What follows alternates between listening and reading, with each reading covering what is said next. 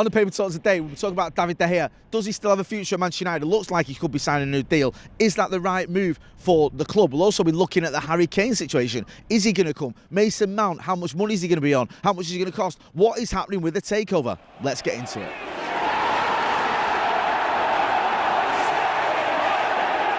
Jay here from Stretford Paddock. This is the paper talk. As you can see, I'm outside Old Trafford and it's warm, but it's breezy, so you probably won't need your parka. Loads of stories to get through today, so we'll crack straight on. Obviously, a lot of talk still rumbling on, rumbling being the right word, about the takeover. It's not done yet. We don't quite know how it's going to pan out, although there are certain signs pointing towards Ineos being successful, so I'll get into that. Also, the Mason Mount latest, what is going on with there. We might know a few more details, potentially about the fee and his contract as well. Harry Kane, is he going to come to Manchester United? Plus, of course, the David De Gea scenario, saga, situation, whatever you want to talk, or however you want to term it, we'll get into all that as well. We'll start off, actually, with Mason Mount. There's a couple of stories doing the rounds this morning and over the weekend as well. There was a story that I saw early on in the weekend that he could be offered around 200k a week. There's also the story doing that, I think the rounds on the Telegraph over the weekend and this morning as well, saying that United are looking to pay around 50 million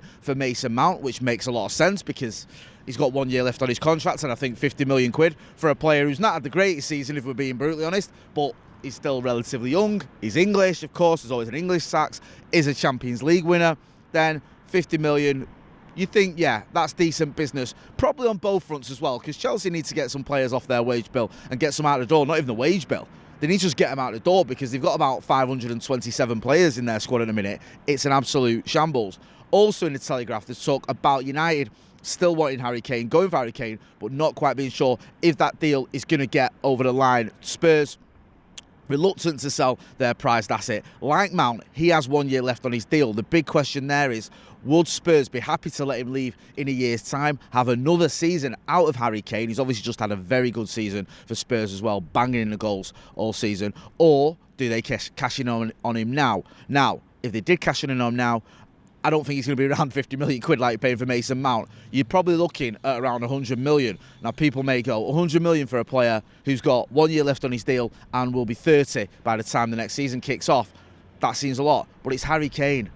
I mean, he's on course to become the Premier League's record goal scorer. So it kind of would make sense if we went and paid that. And you could argue after what we've seen, certainly towards the end of this season, well, not throughout this season, United's lack of goals costing us, that maybe it is time to go all out for someone like Harry Kane. There was talk that maybe Madrid would be in for him because obviously Karim Benzema has left the club now. Harry Kane coming in seems like a pretty good deal, really. Benzema goes out, Kane comes in. The issue with that is Kane has his eye on the Premier League all-time top scorer record. If he goes to Spain, even for 1 year, the chances are he isn't going to be able to do that. He isn't going to be able to take over Alan Shearer as the all-time Premier League goal scorer. I think it's 260 goals Shearer's got. However, if he stays at Spurs or comes to Manchester United Football Club, he can do that. So we'll keep an eye on the Harry Kane stuff. We'll let you know what's going on. We'll also give you an update as and when Mason Mount is a done deal. We get a here we go, anything like that, because it does look like that one's got legs. It just seems now to be a case of when rather than if. Now, in terms of the takeover, this one has been going on and on and on for 6 months, and it's doing my head in. I don't know about you. Now, the latest stories doing the rounds are that Sheikh Jassim could end up pulling out if he gets the idea that he isn't going to be successful. There was a report, I think, in the Financial Times over the weekend that Sir Jim Ratcliffe has worked out some sort of deal or some sort of offer where all 6 Glazer siblings can stay on at the club in a minority capacity. So he'd be calling the shots, but they'd still have shares in the club. We heard that at one point it looked like he was going to do that for Joel and Avram, who were the 2 siblings most keen on staying on, but it looks like he could be doing it as well for Darcy, Trevor, Bob, Mohammed, Dave. I don't know what the rest of the siblings are called. I don't care. We only find out when they're taking dividends. We just know that we want them gone. This offer looks like it doesn't get them gone, but it at least doesn't give them control of the club. Whether that's good enough to placate a lot of the fans, I'm not so sure. Really, we wanted the Glazers gone. Glazers out has been the chant, the mantra for 18 years. So keeping them on in a minority stake isn't going to sit well with a lot of fans, including myself. But that looks like that could be the way it's going to happen or the way it's going to move forward. And if that is the case, then according to the Express being reported a couple of other places, but the Express running with it, then Sheikh Jassim may say, okay, well, rather than getting embarrassed or making it awkward or losing out, I'll just walk away. I'll just say it's not for me. Because it is slight intrigue as to why Qatar or why Sheikh Jassim, who has all this access, so we believe, to the Qatari fund, who, you know, almost unlimited wealth, doesn't just come in and make this bid and blow Sir Jim Ratcliffe out of the water, which is what a lot of people were predicting. He does seem to have his limits on how much he's going to pay for Manchester United Football Club, and it seems that he isn't willing or able to do the sort of bidding that would blow Sir Jim Ratcliffe out of the water. However, I will add this, it isn't done yet. He could, and I think the Express pointed to this as well, he could still make a higher offer, Sheikh Jassim. It's not done and dusted that it is going to be Sir Jim Ratcliffe. So, as always, watch this space. Just on the goalkeeper front, I think we need to talk about this as well. David De Gea, he was getting quite a lot of criticism following the FA Cup final, and I get it. I thought he could have done better for both goals, if I'm being brutally honest. Didn't really make an attempt for the first one, didn't sort his feet out for the second one. Yes, other players were at fault. It's not all on David De Gea, but there's other issues here as well. His distribution wasn't great. I think it was below 50%, his pass accuracy, which is pretty abysmal, if we're being brutally honest, especially when you look at Stefan Ortega, whose passing accuracy for that game was around 90%, and he's City's second-choice goalkeeper. Their second-choice goalkeeper isn't having the issues that David De Gea seems to be having. And this is a David De Gea who, for many years, was probably the best goalkeeper in the world, but he seems to have had a drop-off. And there's also this issue around some of the big games. This isn't the first game at Wembley that we're questioning David De Gea. If you remember the semi-final against Chelsea, the FA Cup semi-final under Ole Gunnar Solskjaer, he was at fault then for, I think, 2 of the goals, one of which I think was Mason Mount, if memory serves. Also, the quarter-final against Sevilla, again at fault in the Europa League, at fault for games. For goals, sorry. The quarter-final against Barcelona, if we go back even further, in the Champions League, letting Lionel Messi's shot squirm under his body. There was also the final of the Europa League against Villarreal.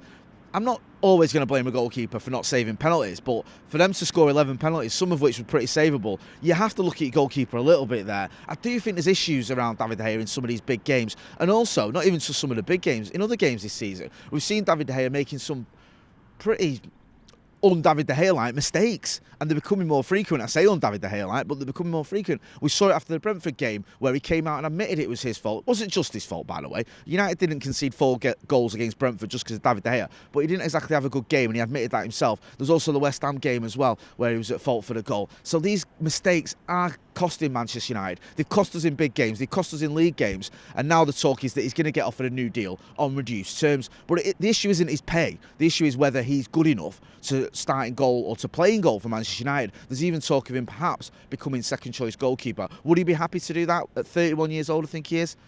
Become second choice when he's been player of the year here for so many years as well, and like I said earlier, at one point was the best goalkeeper, or regarded as the best goalkeeper in the league, if not the world.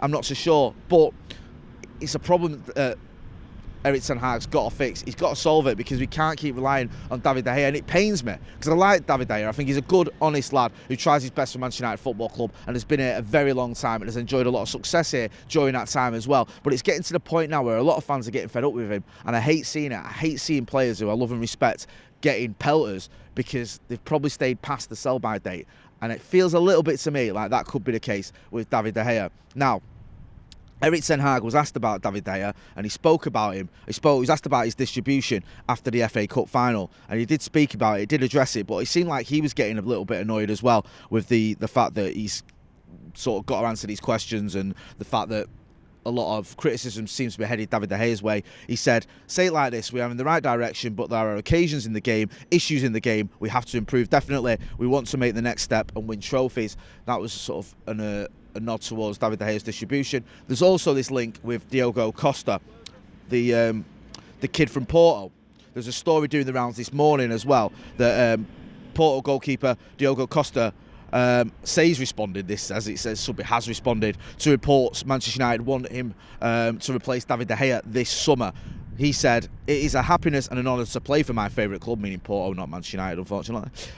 What they say is what they say. There is nothing concrete. I have a contract until 2027 and I hope to continue. Let's see. So, David De Gea, become an issue. Get involved in the comments. Do you think he needs to go? Do you think we need to stick with him?